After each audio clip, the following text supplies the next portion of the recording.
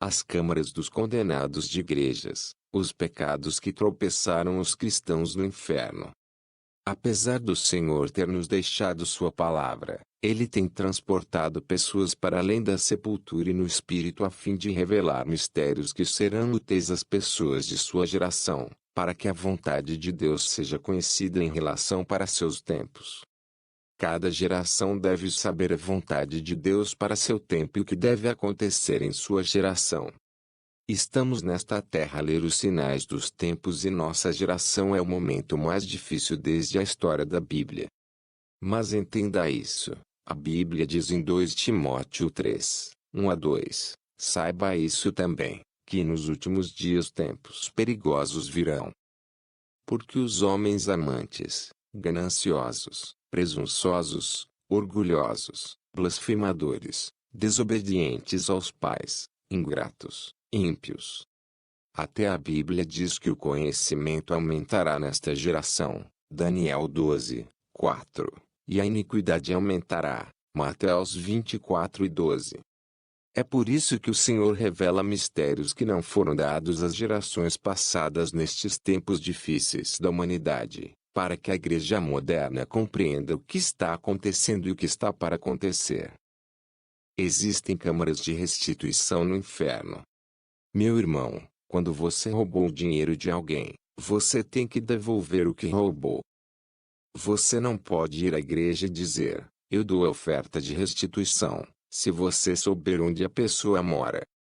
Se você fizer isso, estará acumulando mais pecados. Você pode dar uma oferta de restituição quando não houver como estabelecer contato com a pessoa que você deve. Depois de visitar as câmaras de restituição e música do inferno, o Senhor me conduziu às câmaras dos condenados da igreja. Esta é a prisão das pessoas que vão à igreja, a prisão dos membros da igreja. A Bíblia diz que o Senhor virá para uma igreja sem mancha. Efésios 5:27. Para que ele pudesse apresentar a si mesmo uma igreja gloriosa, sem mancha, ou ruga, ou qualquer coisa semelhante, mas que deve ser sagrado e sem mancha. Eu estava caminhando com o Senhor no inferno, uma região vulcânica onde almas são calcinadas e inúmeras almas choravam. Em cada câmara, havia inúmeras almas condenadas em tormento. Eu estava neste lugar horrível onde essas almas foram condenadas para sempre. E o Senhor estava em lágrimas. Continuei dizendo, se fosse eu naquele lugar, não suportaria essa dor. Eu estava aterrorizado. E o Senhor me disse, este lugar é insuportável. Eu dei minha vida pela salvação da humanidade. A vida do homem está ligada ao que ele faz e aos lugares para onde vai.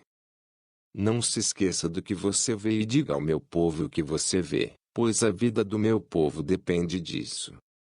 Eu sei que você é fraco na carne, mas não seja complacente, pois não derramei meu sangue em vão.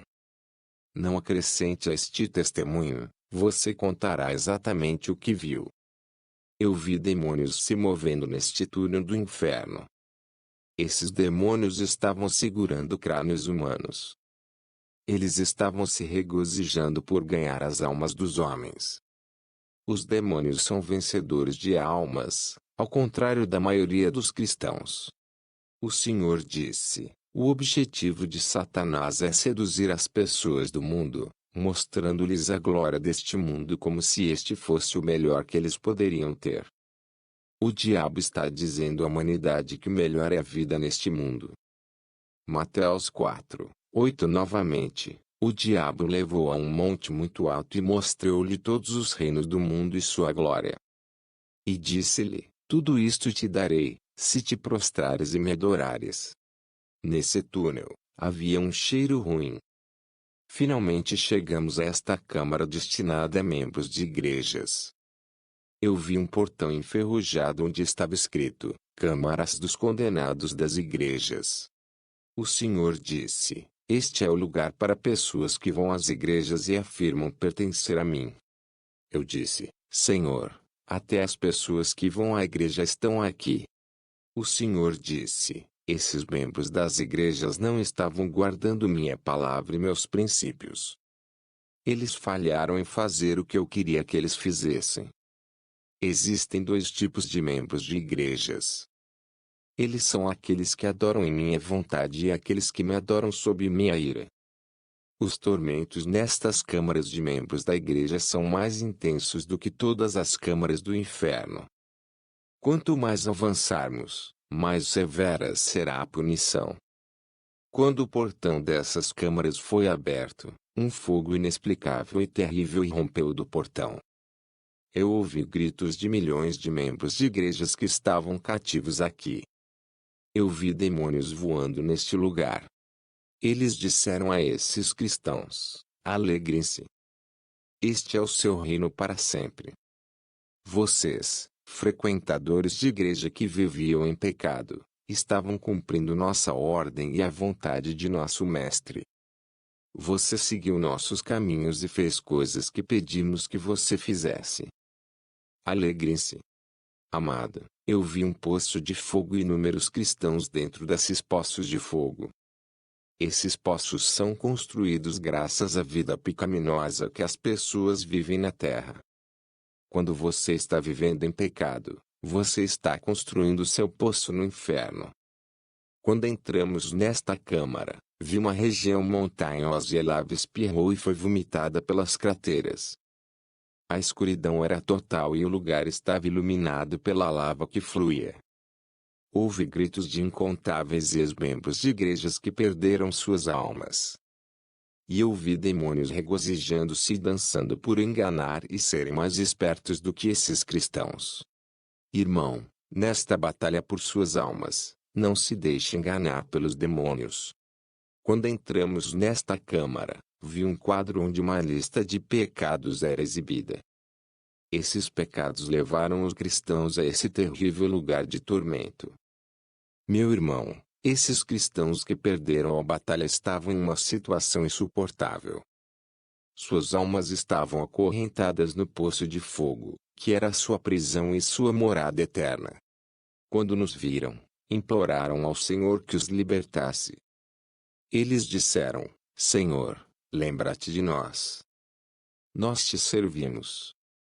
O Senhor disse: tarde demais, tarde demais. O julgamento foi feito. Diante desse horror, comecei a chorar.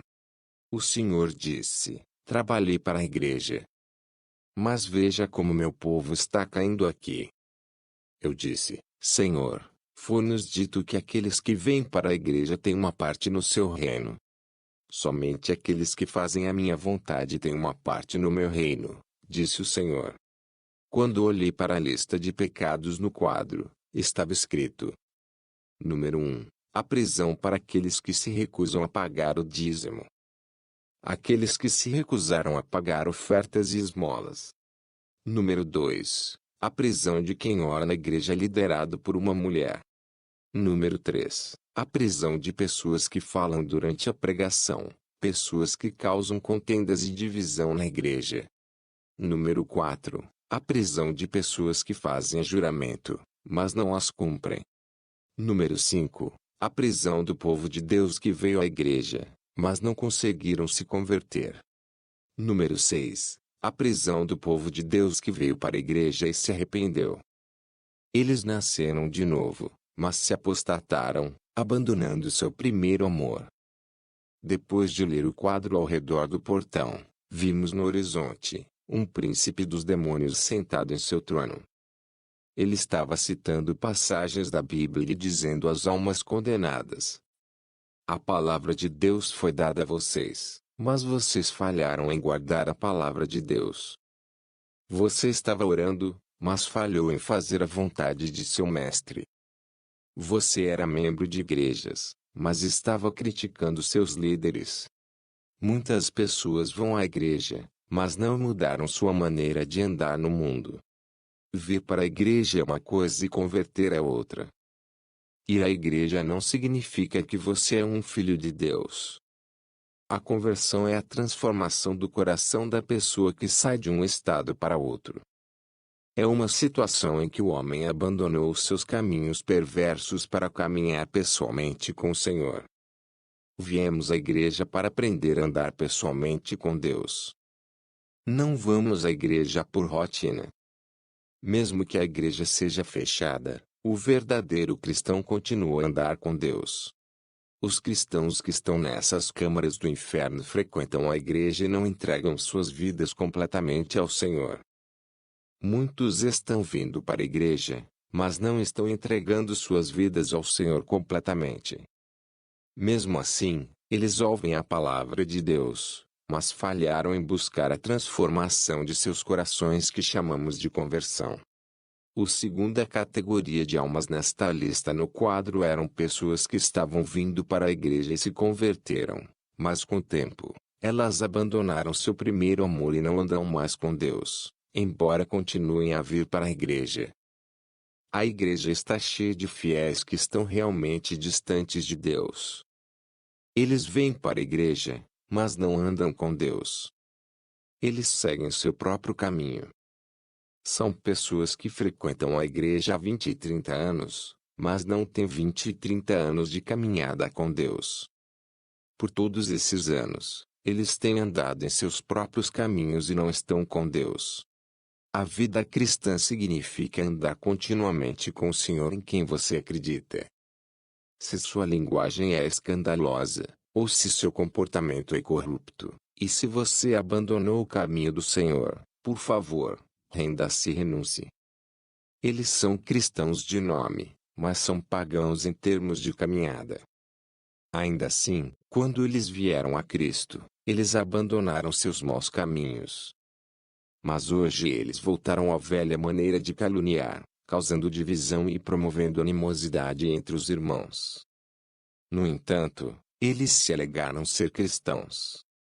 Estou aqui para lhe dizer que se você fizer essas coisas, você não é um cristão, pois a Bíblia diz que é contra essas coisas que a ira de Deus é revelada.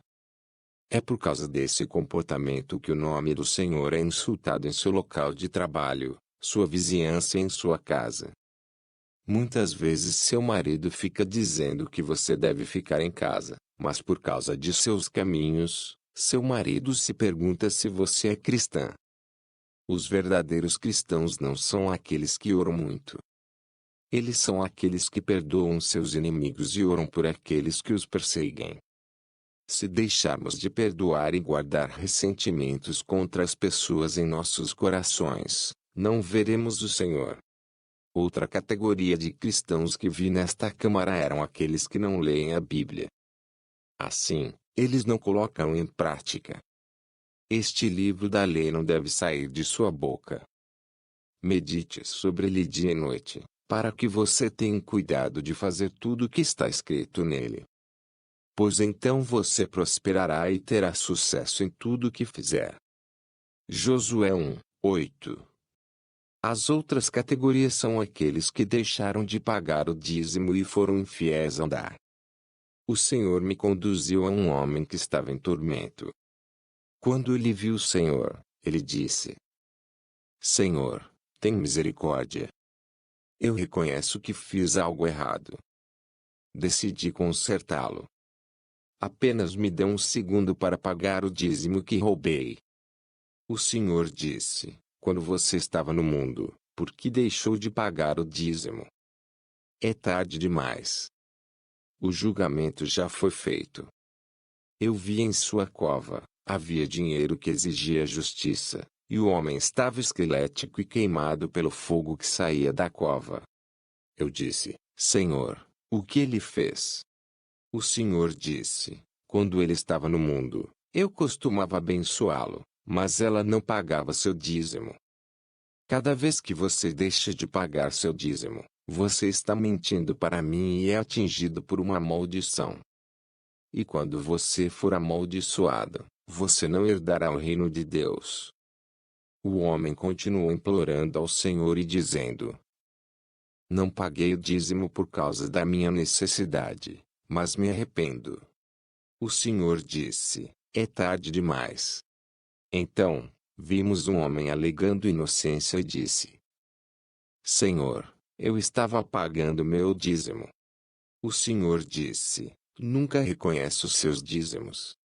Naquele momento, vi um demônio que era uma sombra.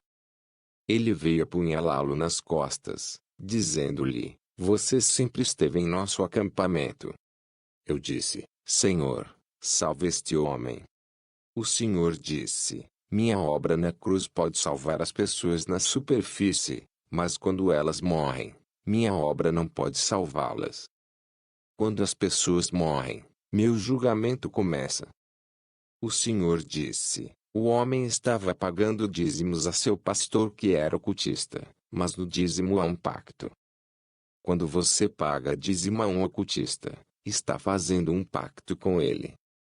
Quando você paga seu dízimo a um pastor que é adúltero, seu dízimo não será reconhecido. O Senhor disse: Até mesmo pactos ocultistas subconscientes podem levar ao inferno. Quando nós fomos para outra cova, vimos um homem em sua cova. Havia vermes nele. O Senhor disse: Este homem foi fiel no dízimo até que seu pastor cometeu um ato maligno. Ele parou de dizimar e estava certo.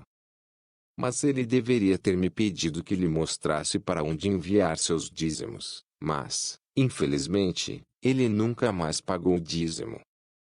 Eu costumava dizer-lhe que eles ainda são pastores retos. Ele deveria me pagar o que me devia quando estava vivo. Ele recusou o modo de vida e condenou a si mesmo. Eu coloco diante de você a vida e a morte. A quarta categoria são aqueles que criticam o pastor e lutam contra o ministério. O quinto são os que se vestem mal na igreja.